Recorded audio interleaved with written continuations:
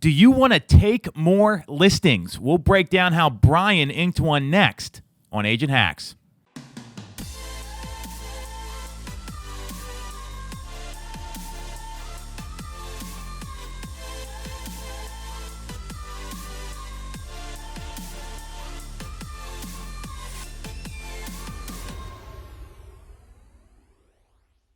We have our amazing team member, Brian, here with us. Super excited to be talking with him today because he did something that most people know they should do, but never take action. And it was make some circle calls, and you got an amazing listing out of it. So tell us what happened. How'd the first call go? What got you to do it? Fill us in.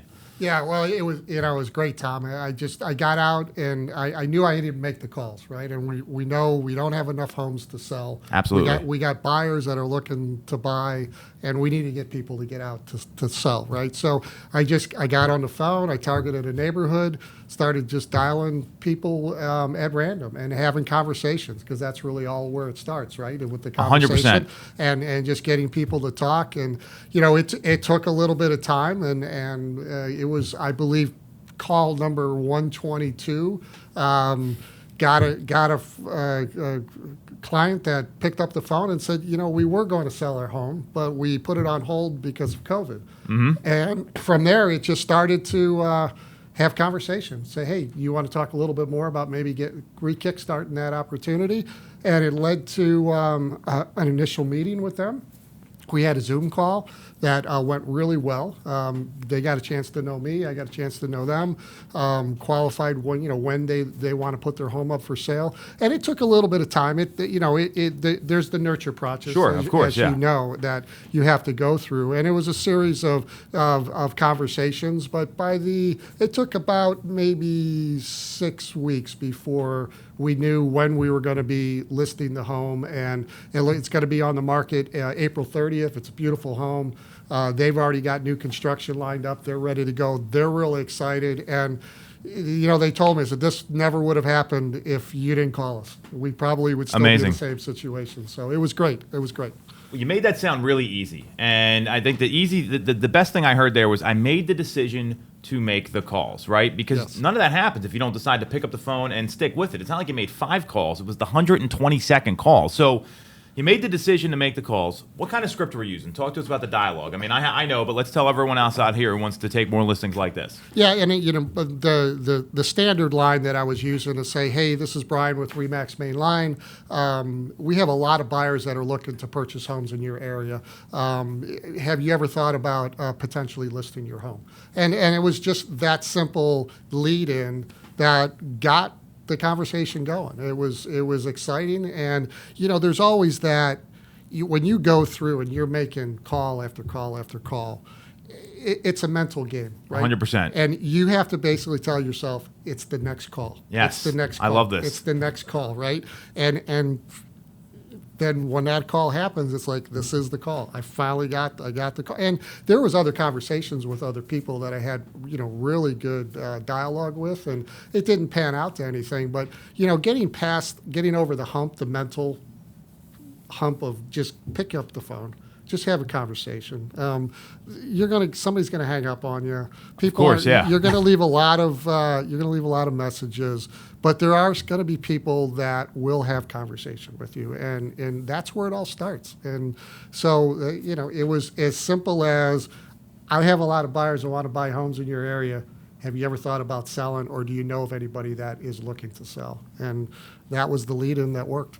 Well, and this is the script that everyone tells you to follow, right? It's no different than anything else that people are learning or reading if you look at real estate coaches or trainers that are out there. So you use the script, you decided to pick up the phone. All sounds pretty basic, but let's go through the process. Let's talk about the appointment, because I know we did a lot of prep work for the appointment that really got you in the mindset of, I'm getting this listing. So how did the appointment flow for you? What did you do to prep? Because I think that's a lot of things that people, they don't prep enough, in my view. Yeah, and this particular couple were very COVID conscious. They did not want to do anything in person. So we set up a Zoom call, and I laid out what our marketing plan is, how we're going to position their home in the market to sell for the most amount of money with the least amount of time. Yep. And we walked through that process. They got comfortable with that. They got to know me, my personality, because it's important that you have a good rapport with the people that you're working with. 100%, yeah. It's just not going to work if you don't have that. So that allowed me they got to know me. We walked through the marketing plan. We also I built some comps to give them an idea of what other homes have been selling for, what some active homes that are selling for in their area. So they had a pretty good idea of what we could list their house for. And then just getting feedback from them, what they thought their house would be able to sell for, and they were pleasantly surprised. I mean, when they looked at how homes were going around their area, our listing price was a little bit higher than what they thought they could get for it. So it was a win-win for them. But the preparation is important. I mean, you need to go through, you need to practice it, but don't be afraid of dialogue. And it's not ever going to be perfect, yes. right? And you know that. You've done way more of these than I have. And sometimes there's challenges that comes along the way and questions that might sidetrack you. But if you just stick to the script, right? Stick to who we are as RE/MAX, what we can offer them, how we're going to put the home up for sale, and walk them through the process. You know me, I'm a process guy. Right? You are, yeah. So I work well together. Yeah. So there's a reason why we handled 355 transactions last year, Yes, right? very so true. It's all about building the process. So that preparation is the key. It's preparing before that phone call, having your script ready to go, and then once you ask for the appointment, you got to always finish up. Get the appointment. You always said, did you get the appointment? It's great you talked to him, but did you get the appointment? And you got to get that appointment to continue the dialogue further. Well, what I love about everything you're saying here is we've heard this before, and it's about following the process to your point, and also you being super coachable. I mean, the credit belongs to you because you went in, you got the listing signed. It's a great property. It should sell hopefully pretty quickly the way the market's going. So ask for the appointment, follow the presentation prep, have a presentation, know what you're going to say, pick up the phone, and literally just ask for the business. It's that simple. So